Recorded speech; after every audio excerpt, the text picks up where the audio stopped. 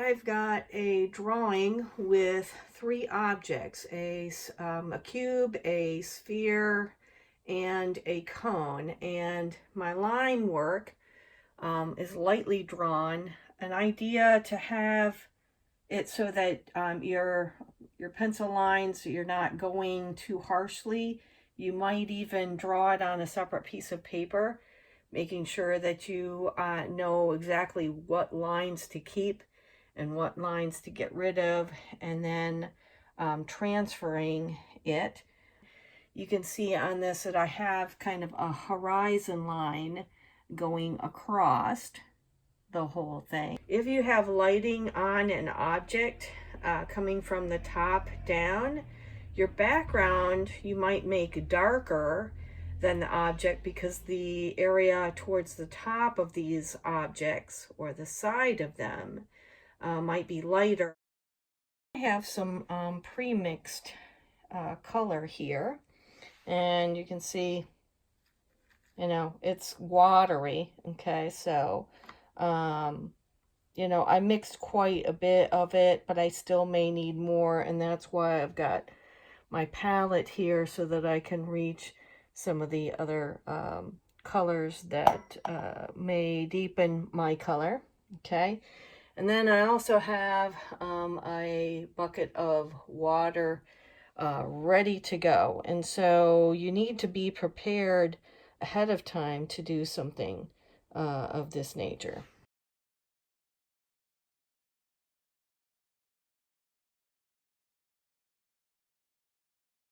Okay, first I want to paint the square right here, and in order to protect the other areas, I do like to take a little bit of paper towel or something to absorb over this, just in case. Okay, I'm kind of going at this from the side so that I could film this. And what we want to do with the cube is, you know, we're going to build the color. The top has the light coming down from above in this direction, and so it's going to hit the top of it first. Okay, and going through and doing a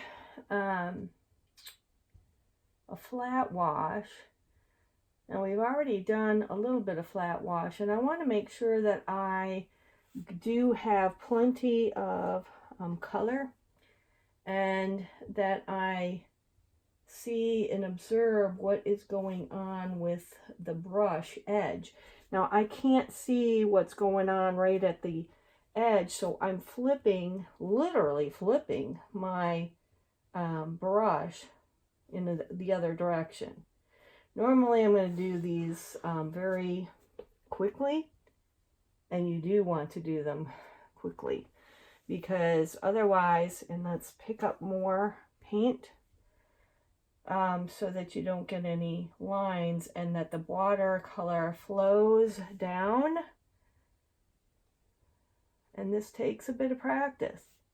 Now I'm covering the entire thing, including my shadow area, with all of it, because I'm going to build up the color here. Okay, and you can see me finishing it out. I am turning the paintbrush in different directions so that I can fit that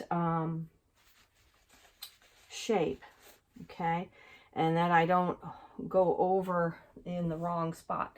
So now at the end where this is just about to drip, and make sure you don't tap on the outside of that shape. Basically, watercolor, if you try to outline this first and then start filling it in, it doesn't work quite as well, because then all of a sudden, if I have outlines out here and then I start from the top down, my outlines will start to dry before I get down to the end. So it is tricky going from top across to bottom. And don't be tempted to work back into it. Some of this may not dry quite as evenly maybe as you would like, but it should be okay. Just leaving it to dry the way it needs to. The paint, if you have your board to be propped up at the top, your paint is going to be flowing down, and as long as you touch each consecutive stroke across to the one above where you have it practically dripping, as you saw, then it's going to flow naturally down and thin out to be more of an even layer. You know, if you think about it, it is kind of a logical kind of thing. So now that the other parts have dried, we're going to add to the cube. And as we go along, we accumulate more paint on top of each layer, and subsequently they will add up to intensify and deepen or darken the color. So we want to leave the top part where the light receives, it receives the light the most, and so we need to cover over the rest of this. So watercolor it's just as important what not to paint as to what you do actually paint. So we will leave the top lighter. So in order to make this possible, we need to really look at where I'm going along the edge. Where are you going along the edge? And so the edge of your brush is important. Then coming up to the back end of this, I can't see, so I'm going to flip the brush over so I can see that and this other edge right here. And then going across, okay, and each time coming up to here. And so I'm painting the whole shape, all of the parts to the cube. And this is generally how you might work. So I'm going to get rid of some of the paint and pull the rest across.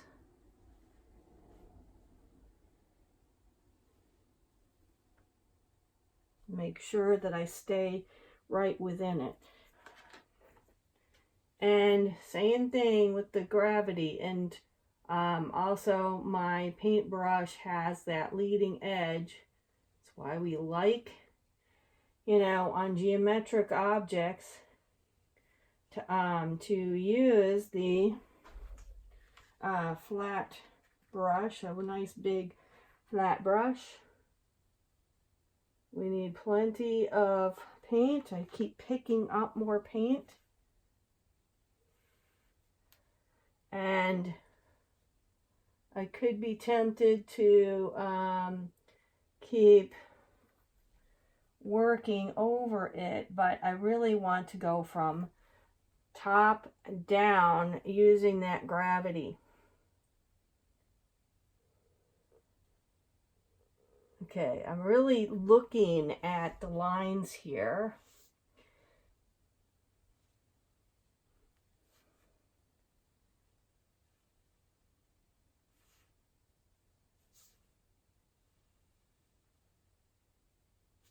Okay, and then squeezing out a little bit more and just touching with maybe even a corner, just a tiny bit, as that keeps flowing downward.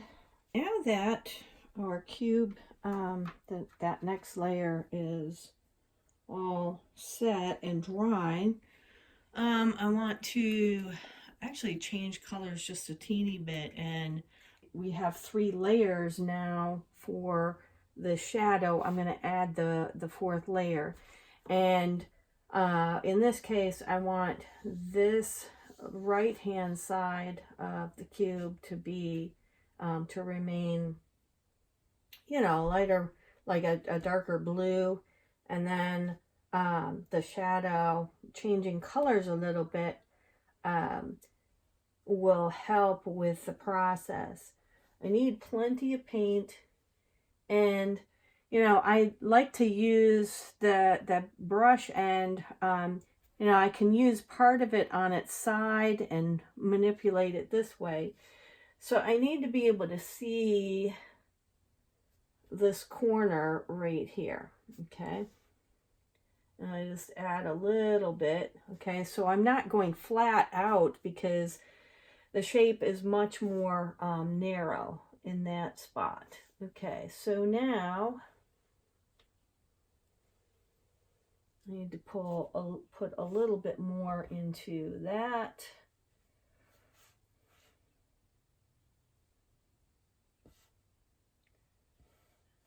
And across, down a little bit, down a little bit more. You have to be patient and working with my brush, going across a little bit so that I can get that shape in there. All right, it looks like I've gone over a little bit, but not to worry.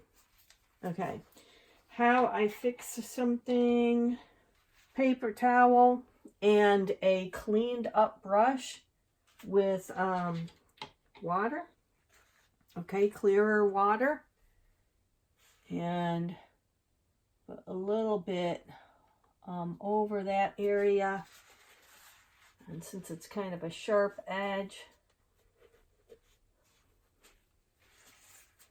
pick up a little bit of that, okay. All right, I dried it out a little bit.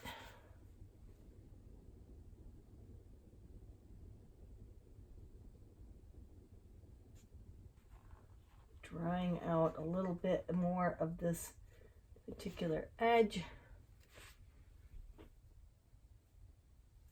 All right, that gets me there.